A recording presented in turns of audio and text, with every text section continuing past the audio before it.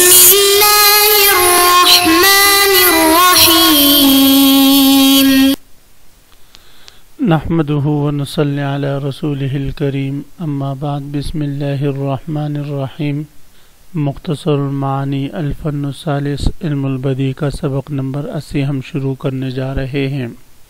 حسب عادت ہم آج کے سبق سے متعلقہ عبارت پڑھتے ہیں، اس کے بعد پھر سبق کا خلاصہ اور آخر میں عبارت کا ترجمہ اور مختصر تشریح ہم پڑھیں گے۔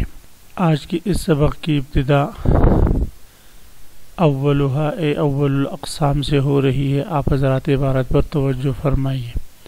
اولها اول الاقسام وهو ان يكون الثاني ابلغ من الاول كقول ابي تمام هو ضمير شان الصنع الاحسان والصنع مبتدا وخبره الجمله الشرطيه عن قول ان يعجل فخير وان يرث أن يبطأ فالريث في بعض المواضع أنفع والأحسن أن يكون هو عائدا إلى حاضر في الذهن وهو مبتدأ وخبره الصنع والشرطية ابتداء الكلام وهذا كقول أبي العلاء هو الهجر حتى ما يلم خيال وبعض الصدود زائرين وصال۔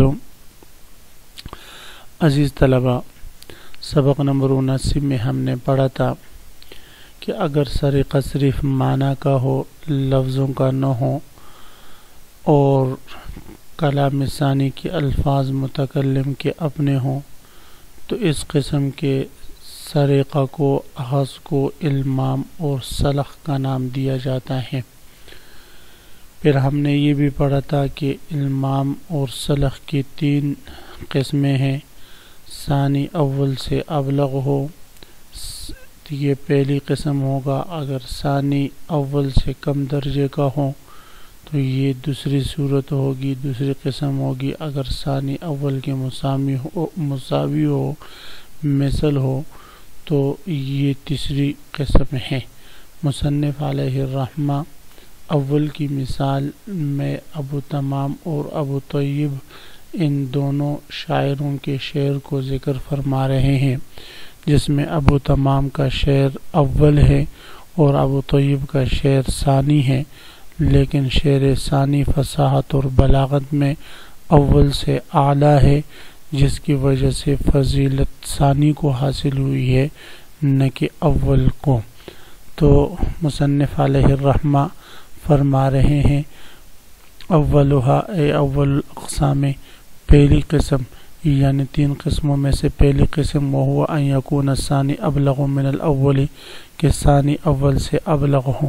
کا قول ابی تمام، جس طرح کہ ابو تمام شاعر کا شعر ہے۔ پورا شعر سنیں۔ هو الصنع ان یعجل فخیر وان یرث فالریث فی بعض المواضع۔ مصنف علیہ الرحمہ شاعر کہنا چاہ رہا ہے هو الصنع، وہ ضمیر شان ہے، الصنع اس کی عطا اور احسان اگر جلد پہنچے، فخیرن تو یہ بہت بڑی بات ہے، وَإِن يَرِثْ اگر سسروی کا شکار ہو جائے اور دیر سے پہنچے، فالريث فی بعض المواضع انفع، تو دیر سے پہنچنا بھی بعض جگہوں میں دیر میں بھی خیر ہوتی ہے۔ الصنع صاد کے ضمہ کے ساتھ اس کا معنی احسان کے آتے ہیں۔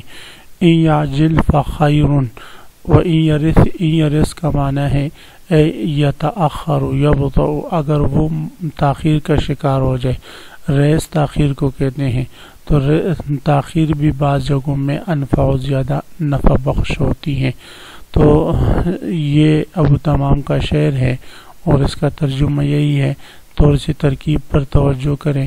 ہوا صنع میں ہوا ضمیر یا تو مبتدا ہے، الصنع یہ اس کے لیے خبر ہے، یہ جملہ اسمیہ ہوا، اور ان یعجل فخیر وان یرث فالریث فی بعض المواضع انفع یہ جملہ شرطیہ ہو جائے گا۔ یا ہوا ضمیر شان ہے اور الصنع یہ مبتدا ہے، ان یعجل فخیر وان یرث فالریث فی بعض المواضع انفع یہ جملہ شرطیہ معطوف علیہ بن کر یہ الصنع مبتدا کے لیے خبر ہے۔ دونوں ترکیبیں درست ہیں۔ تو مصنف علیہ الرحمہ فرما رہے وہ ضمیر الشان الصنع الاحسان، سن کا معنی احسان اور عطیہ کے ہیں. وصنع مبتدا، ان صنع ترکیب میں مبتدا ہے. وخبر الجملۃ شرطیہ، اور اس کی خبر ان عجل فخیر و ان یرث، یہ جملہ شرطیہ ہے. آنی قول ان عجل فخیر و ان یرث. ایبتؤ انتو و ان یرث، ایبتؤ یعنی وہ سسروی کا شکار ہو جائے. فرس تو یہ تاخیر فی بعض المواضع انفع، بعض جگہوں میں زیادہ نفع بخش ہوتی ہے. والاحسن ان یکون ہوا عائدا الی حاضر فی الذہن، وہ یہاں سے مصنف علیہ رحمہ فرما رہے ہوا کے بارے میں تو ہم نے بتایا کہ یہ ضمیر شان ہے، کہ شان یہ ہے کہ اس کی عطا، لیکن بہتر یہ ہے کہ یہ ضمیر راجع ہو اور اس کا جو مرجع ہے وہ مستحضر فی الذہن ہو. وہ مبتدا، اور وہ ضمیر یہ مبتدا ہو، الصنع اس کے لیے خبر ہو. وہ مبتدا و خبر ہو الصنع. والشرطیہ تو ابتداء الکلام، اور شرط جملہ شرطیہ یہ مستقل کلام ہو.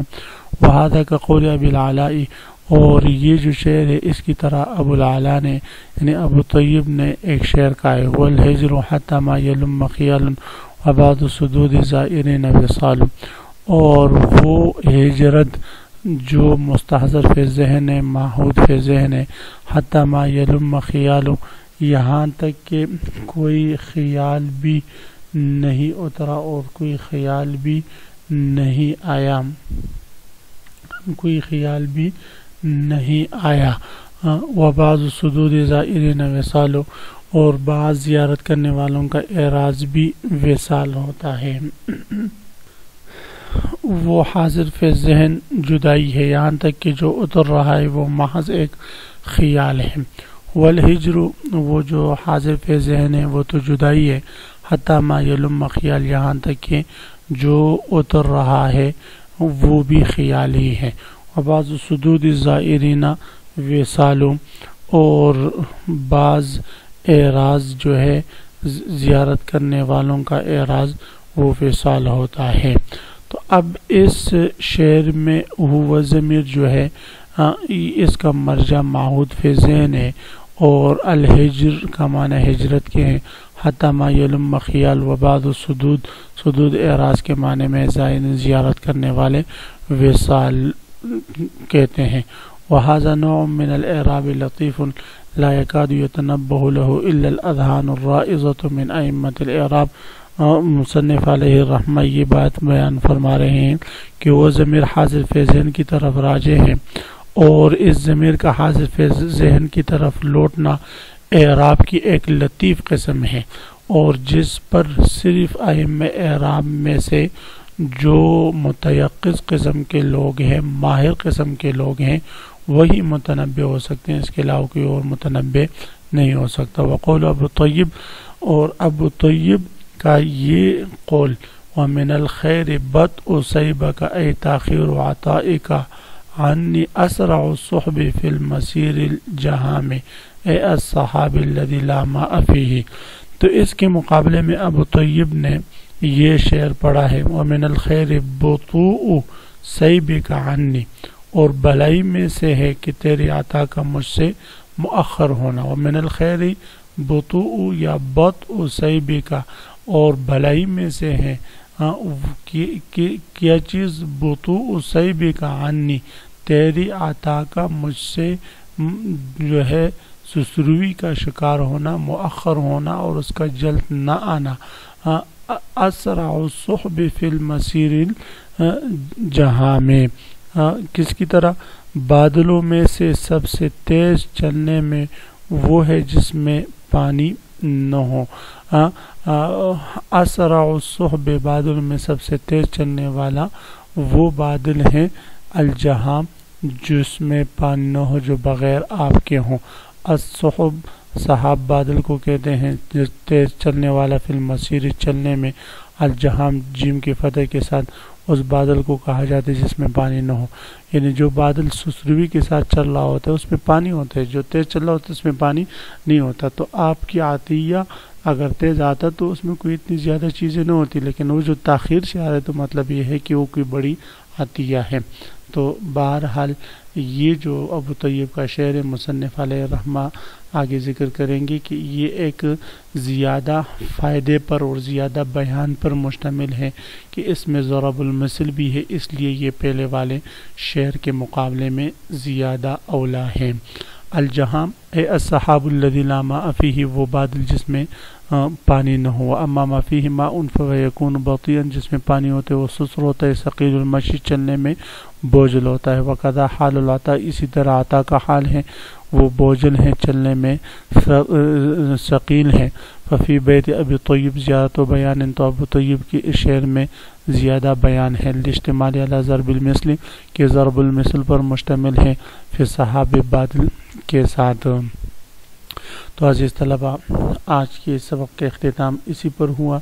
آج کے سبق میں ہم نے سریقہ کی ایک نئی قسم المام اور سلخ کے بارے میں پڑھا کہ اس کی 3 صورتیں ہیں۔ پہلی صورت 3 قسمیں ہیں۔ پہلی قسم وہ یہ ہے کہ کلام ثانی کلام اول سے زیادہ فصیح ہو، اس کی مثال ہم نے پڑھی، آپ حضرات اس کو خوب غور سے سنیں سمجھیں۔